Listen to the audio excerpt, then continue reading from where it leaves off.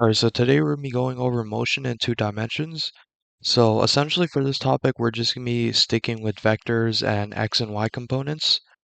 And this is just a formula to find out a vector magnitude, in which you would take the x and y components.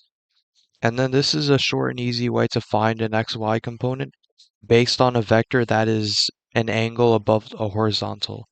So let's say it's like 30 degrees up a horizontal x-axis. Then you would use cosine to find the x component and y to use the sine component. Alright, so let's look at number 3. So we have at this instant the particle has a steady speed and is curving to the right. What is the direction of its acceleration? So we need to look at two keywords here, steady speed and then curving to the right. We're given around 8 acceleration vectors here. We need to figure out which ones fits those magnitudes. So these are acceleration vectors. Steady speed is our first key word here. Steady speed means that acceleration is 0. It's not accelerating, which means that our acceleration vectors cannot be facing upward at all. Otherwise, it would be accelerating upward as well. So it has to be one of these down here, one of these 5. And then our second keyword is curving to the right. Curving to the right eliminates this. These are to the left. And this would just make it slow down. And curving to the right means that it is going to the right. The vector is moving to the right. But d over here, we could cross that out as well, because if we had acceleration vector d, the velocity would be slowing down because it's facing in the opposite way. So our final answer is just the acceleration vector of c. That'll give us a steady speed, but it is also accelerating the particle to the right and curving it there. Alright, so let's look at number 4. So at this instant, the particle is speeding up and curving upward. What is the direction of this acceleration? So we have a velocity vector that's just in the horizontal and the right direction.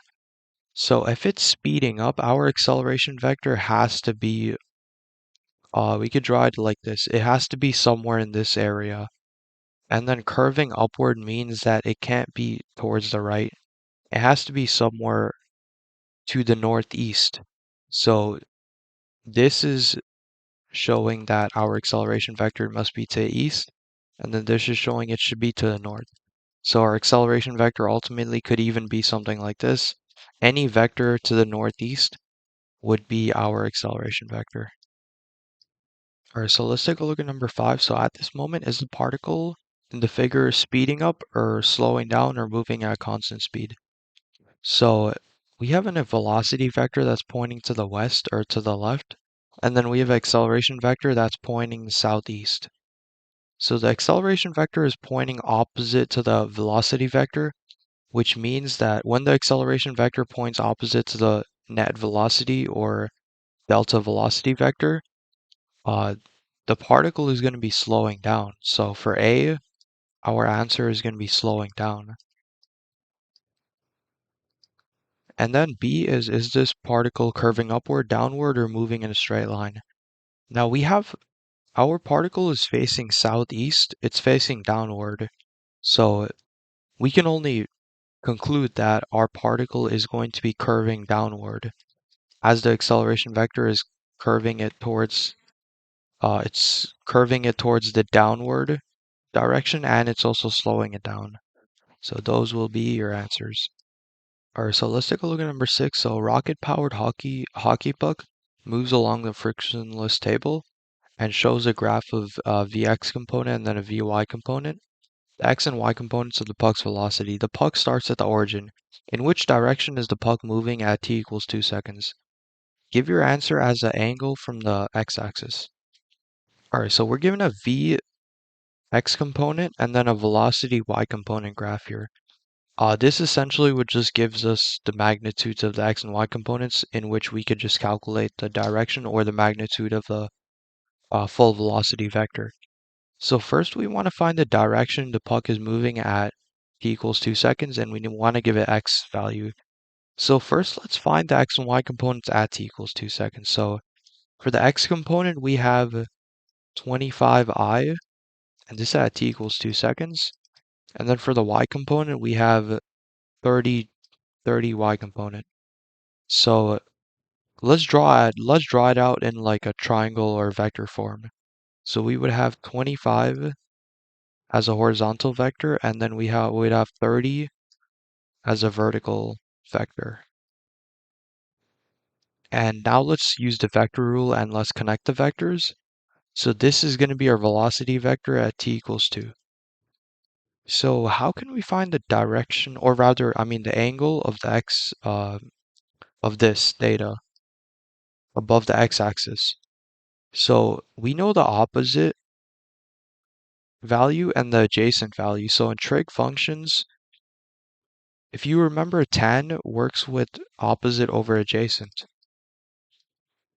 So since we're not putting in a degree here, on the calculator, we're gonna put in tan -1 opposite over adjacent, which is gonna be 30 over 25.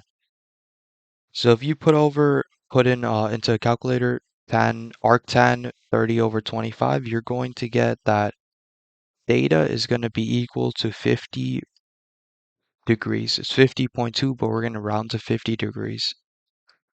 And that would mean that theta is equal to 50 degrees here. So as an angle from the x-axis, we're going to have 50 degrees over the positive x-axis. So over the x-axis means that we have a positive y component, and then over the positive x-axis means that we have a positive x component. So that is going to be your answer for A. And now let's take a look at B. So how far from the origin is the puck at t equals 5 seconds? So 5 seconds is right here. So we want to find distance here. We don't want to find angle or nothing with components. So if you remember, the area under a velocity graph is going to give you your delta S, delta position. So all we need to do is just calculate the area under the x component graph and the y component graph and add them together. So first, let's calculate the area under the x component graph. We have a big triangle, which is going to be all of this area until t equals 5. So our base of the triangle is going to be 5, and then the height of the triangle is going to be 40. And now we just calculate the area of a triangle, which is going to be 5 times 40 over 2, which is going to be 100. And then let's take a look at the y component graph. We're going to have this little rectangle right here. So let's draw a little rectangle. Our base is going to be 5, and our height is going to be 30. So we're going to find the area of the rectangle, which is going to be 30 times 5, which is 150. And then we add it to the area of the triangle, which is going to be 100. So how far from the origin the puck is at t equals 5 is going to be 250 centimeters. Or if you want to write it as meter, it would be 2.5 meters, as you would divide by 100 to get meters. So 2.5 meters. Alright, so let's take a look at number 7. So rocket power hockey puck moves on a frictionless table and shows the graph of the velocity x component and the velocity y component. The puck starts at the origin. What is the magnitude of the puck's acceleration at t equals 5? So now we're given the velocity graphs again. We want to find the acceleration. So in magnitude, so we're going to have acceleration is equal to the x component plus the y component. So now given the velocity graphs, in order to find acceleration, we want to look at the slope now at a given time. So we're looking at t equals 5. So the slope at t equals 5 is what we're going to take. So if we take the slope formula at t equals 5 and we calculate it based on two closest points, for velocity x at t equals 5, we're going to have 10 minus, it would be y2 minus y1. y2 is 10 minus negative 10 over 10 minus 0, which is x2 minus x1. And we're going to have 20 over 10 which is going to be equal to 2. So 2 is going to be our acceleration vector for x acceleration x component vector. So we're going to have 2I.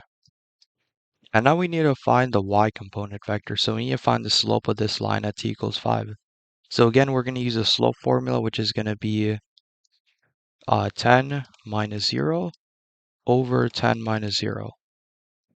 And that is going to equal 10 over 10, which is also equal to 1. So our y component is going to be 1 y component.